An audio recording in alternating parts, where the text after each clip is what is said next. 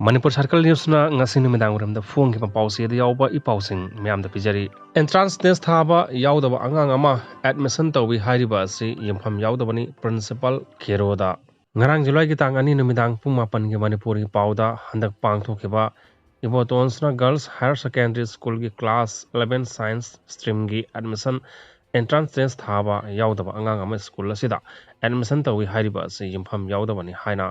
Ibotonsna Girls Higher Secondary School ki Principal M. Keroda Devina Phongdokre. Wafam asing asi uripokta laiba Ibotonsna Girls Higher Secondary School da pangthokiba pawgi mifam amada phongdokibani. Mahakna makhata na hai school asigi oina handak class 11 science amadi arts stream gi oina entrance test tawki adubu commerce stream gi oina di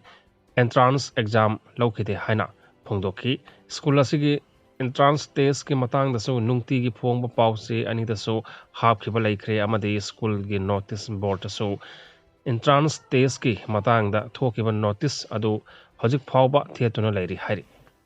ILDS hospital ko kaithel hano khongnem bida layeng liba sing pung kunmari gi manungda atopa hospital sing da hongdokpiyu Red Army KCP ILDS hospital ko kaithel hano khongnem bi hariba hospital ase matam kya gi mamang da gi lupna haijaba wafam haibadi lamdam asiki mioi singe santhok lambi yengbiraga miyamge awaba kharadang orebasu koknaba honabi hairobada wafam amata ngasi phawba tabibagi mahota thawayo sitaba mana kanduna lairi haina Revolution Government of Kanglei Park Community Party Red Army KCP gi Finance and Publicity Secretary Tabungba Maitaina Khodek piduna press ta thorakpa chirol amana hairi chirol asina high hospital asida layengba lakneba mioi khudingmak makhoina piu haiba paisa khudingmak piba ngaktani makoina lakliba se hana thajaba ama laibadagi layengba lakpa ngaktani hospital asida layenglaga makhoi gi punsi hingani haibagi lakpa ngaktani adubu hospital asida lawriba phi pubang thangma ngamloidaba mawongdani adubu miyoiba haiba asi kananasu siningdabanina phabu pharapati haiduna yumin kholi yonduna layengba yambani hari adubu ngasidi maibu phina kuptuna thamba yadabagumna punsi chengjel loiraba mioi kaya ICU da farakani haiduna matam kya thamlaba matungda yadre I am sorry haibada natana yamlaba senpham kya makhoibu layengbagi amadi ICU da thambagi charge lobada natana handaksu makhoina kanmasungam loidaba mioi amabu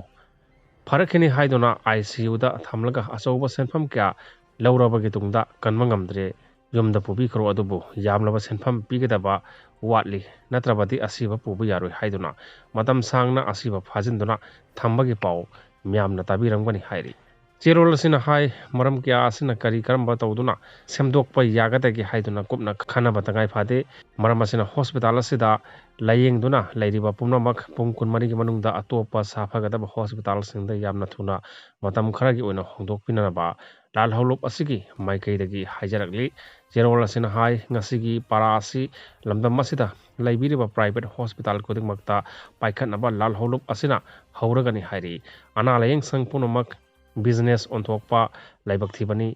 myamnasu paikhalakliba thawksing asibo thamoi sengna mateng pangbiyu hiramasi gi matangda yamna maru oina senariba kodingmakpu lupna pirakpa punishment masa masana yajana logodabani haina so serol asina hairi